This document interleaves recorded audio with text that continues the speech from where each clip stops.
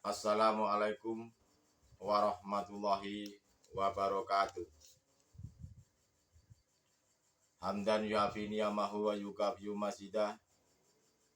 Ya Rabbana lakal hamdu kama yanbaghi li jalali. Asyhadu an la ilaha illallah wa asyhadu anna Muhammadan abduhu wa rasuluh. Allahumma sholli wa sallim wa barik alaihi wa ala alihi wa sahbihi ajmain. Qala Allahu ta'ala bil kitabil karim. A'udzu billahi minas syaitonir rajim. Bismillahirrahmanirrahim. Hafidu ala sholawah wa sholatil wusta wa qumu lillahi qanitin al ahya sadaqallahul adzim. Amma ba'du. Saudara-saudariku rahimakumullah dimanapun Anda berada, pada kesempatan kali ini kami akan menyampaikan tentang bimbingan kerohanian mengesahkan Tuhan, akan mengangkat sebuah tema yaitu posisi serta kedudukan syariat dan hakikat. Pada kesempatan kali ini kami akan menyampaikan tentang posisi atau kedudukan syariat dan hakikat. Karena kita ketahui bersama bahwasanya masih banyak saudara-saudara kita ini tidak mengerti dan tidak memahami tentang syariat dan hakikat. Terkadang hal ini juga menjadikan sebuah polemik. Hal ini terkadang juga memberikan sebuah kontroversi di lapangan, karena saudara-saudara kita itu yaitu tidak paham tentang masalah kedudukan orang-orang syariat dan orang-orang hakikat. Orang syariat dan orang hakikat itu tentu tidak sama. Ada yang bilang untuk mencapai hakikat dan makrifat, itu terkadang ada yang bilang untuk mencapai hal tersebut kedudukannya di syariat harus sudah maksimal. Kedudukannya syariat harus sudah mampu. Katanya ada juga yang bilang kedudukannya syariat juga harus khatam. Apakah hal itu tidak salah? Ya tentu hal itu tidak salah. Yang namanya saja belum paham, yang namanya saja belum mengerti, ya tidak perlu diperdebatkan, tidak perlu menjadikan sebuah polemik atau kontroversi.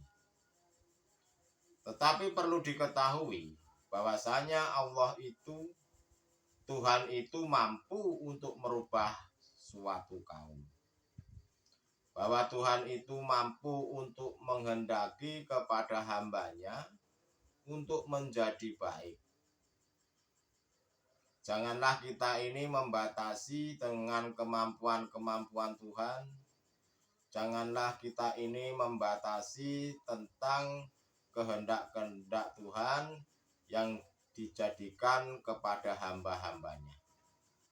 Janganlah manusia kita ini sekali-kali membatasi tentang kemampuan Tuhan untuk menghendaki hambanya itu menjadi lebih baik. Hal ini sebetulnya tidak perlu kita harus menjadikan sebuah polemik. Saudara-saudariku rahimakumullah dimanapun Anda berada.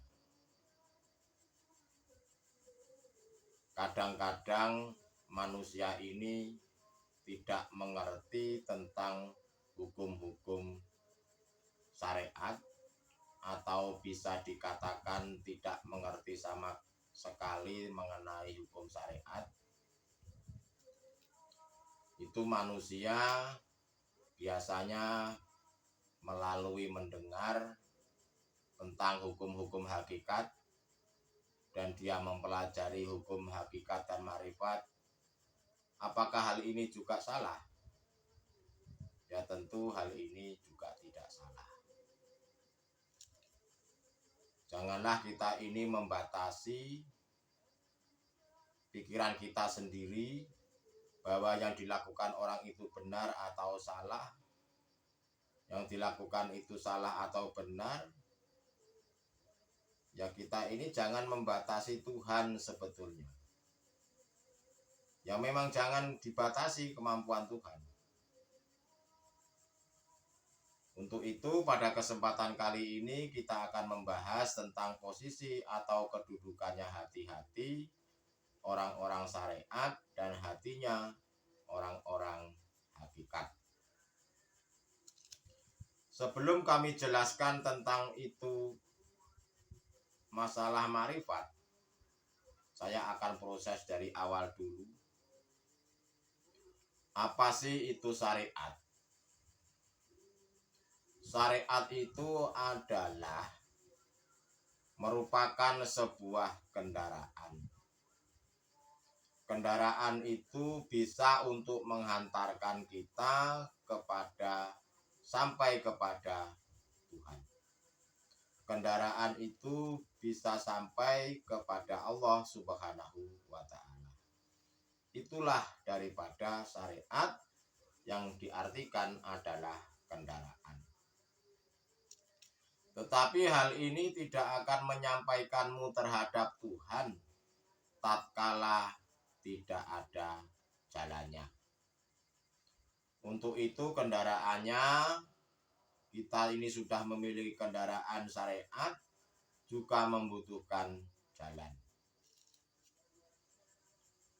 Lalu setelah kita memiliki kendaraan, kita itu juga membutuhkan jalan. Yang kami maksud jalannya ini adalah tarekat.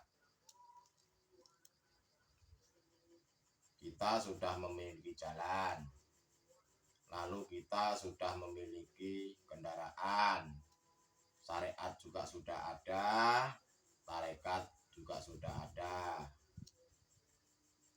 Lalu sekarang tinggal apanya? Yaitu setelah kita memiliki kendaraan dan jalan, berarti kita harus memiliki sebuah tujuan. Tujuannya mau kemana? Kita juga harus tahu akan tujuannya itu. Apakah tujuannya ini kita ke pasar, atau tujuannya kita ini ke kantor, atau tujuannya kita ini ke anak istri dan lain-lain sebagainya. Itu tergantung kita, tujuannya hati ini kemana. Apakah tujuannya itu hanya untuk dunia, atau tujuannya untuk akhirat? Tergantung manusia ini yang menginginkannya, hatinya ini akan dibawa kemana. Kalau tujuannya kita ini hanyalah dunia, ya kita ini harus mengikuti jalannya hawa nafsu. Jalannya yaitu jalannya langkah-langkah setan. Kalau kita ini tujuannya adalah dunia. Lalu kalau tujuannya akhirat, ya harus kita ini mau mengikuti jalannya Allah Subhanahu wa Ta'ala. Dan inilah yang kami maksud adalah tujuan. Dan tujuan itu adalah hakikat. Masalah kita mau menggunakan kendaraan apa, mau menggunakan kendaraan motor, mau menggunakan kereta api, kapal laut, ataupun kendaraan kapal terbang. Ya terserah kita menggunakan kendaraan apa. Setelah kita punya kendaraannya, kita lewat jalannya, Ya terserah kita tadi, mau lewat laut, lewat udara, atau lewat darat, itu terserah. Yang terpenting adalah sampai pada tujuannya. Apakah tujuannya kita ini di dunia atau tujuannya akhirat, ya terserah. Dan hal ini tidak perlu diperdebatkan karena hal ini merupakan hak asasi manusia. Syariat, kendaraan, tarekat adalah jalan, hakikat adalah tujuan. Terserah diri kita ini, apakah kita ini tujuannya hanya dunia atau hanya tujuannya akhirat atau dua-duanya. Ya terserah kita. Perlu diketahui tujuan hidup kita manusia di dunia ini apa sebetulnya? Apakah berhenti hidup di dunia saja atau berlanjut ke akhirat? Yang bisa menjawab adalah diri kita masing-masing. Tetapi jika tujuannya akhirat, berarti ranahnya hati. Kalau mau dua-duanya, berarti ranahnya jasad harus bagus, ranahnya hati begitu pula juga harus bagus. Itulah pentingnya antara jalan syariat dan jalan hakikat, dua-duanya harus berjalan. Tetapi kebanyakan saudara-saudara kita itu berjalannya hanya di syariat saja, belum sampai ke hakikat, belum sampai tembus dalam hati. Terserah kita mau tujuannya seperti apa, tapi kalau tujuan kita dunia dan akhirat mau bagus, ya syariat dan hakikatnya, syariat dijadikan hakikat. Dua-duanya harus berjalan, harus seimbang.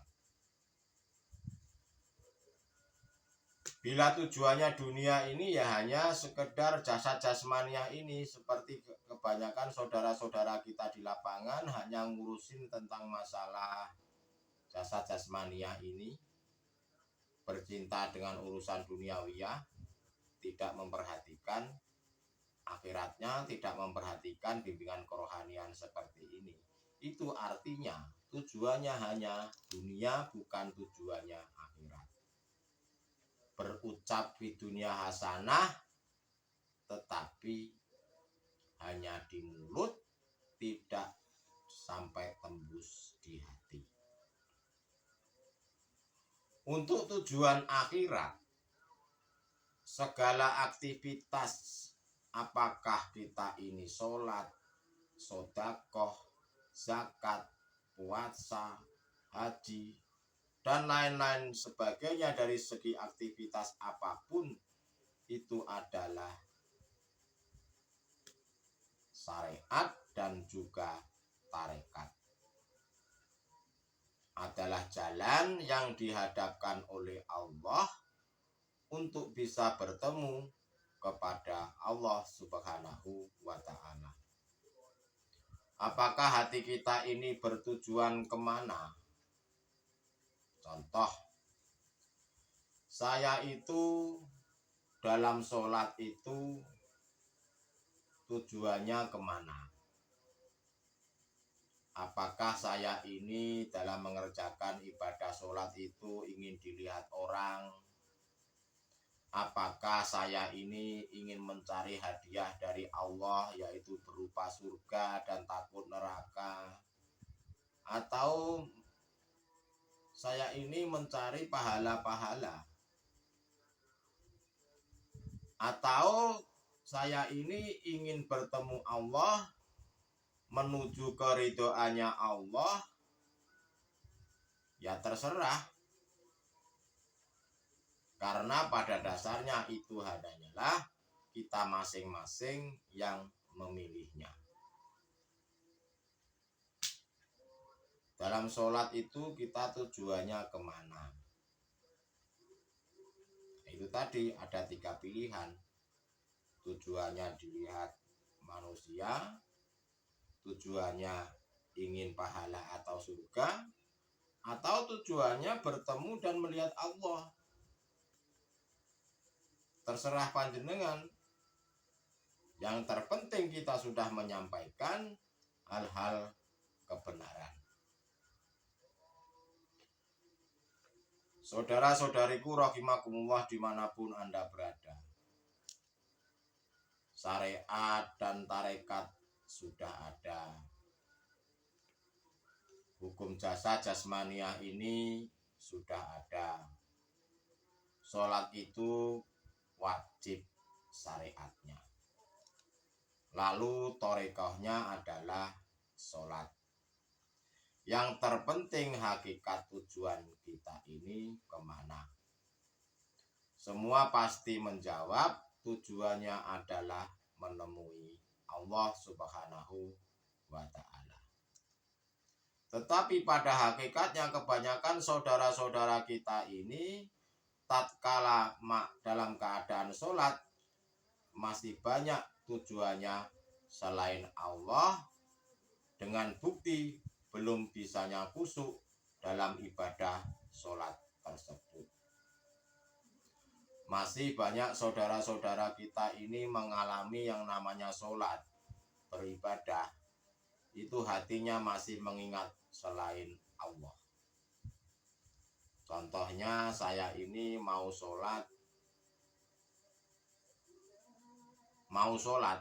menaruh ikan di atas meja, menaruh ikan goreng di atas meja. Pada waktu sholat sedang berlangsung, Allahu Akbar, takbir,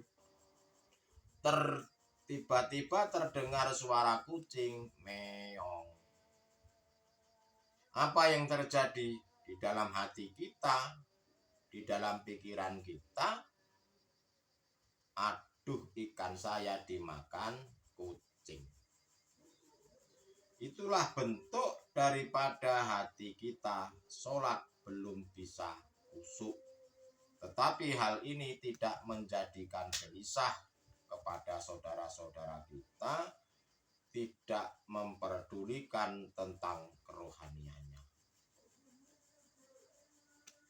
Kedudukan atau posisi hakikat adalah tujuan, dan makrifat adalah nyatanya tujuan serta sudah bertemu apa yang dituju. Saya ulangi lagi, syariat tadi kan jalan, tarekat adalah syariat itu kendaraan, tarekat adalah jalan, hakikat adalah tujuan, dan makrifat itu sudah sampai tujuan dan bertemu dalam tujuan. Contoh, saya ini mau bepergian ke Jakarta menemui seorang presiden. Nah, kendaraan yang saya gunakan adalah sepeda motor. Nah, kendaraan sepeda motor itu adalah syariat. Nah, untuk mencapai tujuan saya ke Jakarta itu, saya menggunakan jalan darat. Nah, jalan itulah yang kami maksud thariqah atau tarikat. Kalau sudah sampai tujuan, sudah sampai rumahnya presiden, berarti hakikat. Nah, tujuannya hakikat. Nah, kalau sudah ketemu orangnya presiden, melihat dan sampai ngobrol-ngobrol, itu namanya bertemu. Nah, bertemu itulah yang kami maksud adalah makrifat. Begitu pula dengan kita terhadap Allah. Apakah saudara-saudara panjenengan ini sudah melihat Allah? Jika belum bisa melihat, hatimu belum bisa melihat, iman berarti belum sampai hakul iman, belum sampai hakul yakin. Yaitu kedudukan atau posisi. Hakikat adalah tujuan dan makrifat adalah sudah sampai tujuan yang dituju dan bertemu. Untuk bertemu Allah, untuk bertemu kepada Tuhan yang Maha Esa, yang pertama yang harus dilakukan, hatimu harus selalu baik. Dirimu harus baik dalam syariatnya, juga baik hakikatnya. Jasmani harus baik, hatinya, rohaninya juga baik. Bukan hanya sekedar jasad jasmaniah ini baik, tetapi hatinya belum baik. Untuk bertemu Tuhan itu harus hati kita baik terlebih dahulu daripada jasad jasmaniah ini. Karena Tuhan itu hanya melihat hatinya, bukan melihat bentuk fisik jasad jasmaniah ini. Yang kedua, untuk bertemu Tuhan syaratnya adalah dirimu harus selalu bertakwa, selalu berzikir, selalu mengingat kepada Tuhan. Yang kami maksud adalah zikir sirul asror. Dirimu harus bisa masuk ke latifah Allah di situ. Baru dirimu bisa bertemu dengan Allah Subhanahu wa ta'ala. Entah itu tarekatnya dalam posisi kita makan, entah tarekatnya kita itu dalam posisi kita mau berjalan ke dalam pekerjaan, atau tarekohnya itu dalam waktu kita sholat, ya terserah kita. Namanya saja tarekoh itu adalah jalan. Yang terpenting sampai tujuan dan bertemu yang dituju. Dirimu harus bisa memfanakan hatimu daripada perkara-perkara selain Allah. Bersihkan hatimu ini sampai dengan fana. Itulah panjenengan nanti pasti akan bisa bertemu dengan Tuhan yang Maha Esa. Sesuai dengan tema di atas mengenai posisi atau kedudukan syariat dan hakikat, apakah diri kita ini di dalam makom muhadoroh atau makom mukasafah atau makom musahadah? Ya, diri kita sendiri yang bisa melihatnya. Dan mengenai tentang makom mukadoroh, mukasafah, musahadah, itu juga sudah saya jelaskan di video-video saya sebelumnya. Tapi hal ini biar tidak bingung, sedikit kami akan sampaikan. Di makom mukadoroh itu masih belum bisa bertemu Tuhan, masih belum bisa bertemu Allah Subhanahu wa ta'ala. Jangan menganggap diri kita ini pada waktu di makom muhadoroh seolah-olah diri kita ini bertakwa secara jasad jasmania, tetapi belum bertemu dengan Allah. Karena di dalam hatimu, di dalam hati diri kita masih ada tendensi-tendensi, seperti halnya tendensi ingin dilihat orang, dipuja orang, atau ada tendensi-tendensi ingin diberi hadiah surga atau pahala. Nah, itulah yang kami maksud adalah makom muhadoroh. Yang kedua, makom mukasafah. Makom mukasafah itu diperlihatkannya alam gaib diri manusia ini, yaitu dalam perjalanan ke alam musahadah. Tetapi hal ini juga tidak menutup kemungkinan hamba tersebut masih berhenti di situ dan terjebak di situ karena tidak ada guru akhirat yang membimbingnya. Akhirnya masih terjebak dan belum bisa bertemu dengan Tuhan.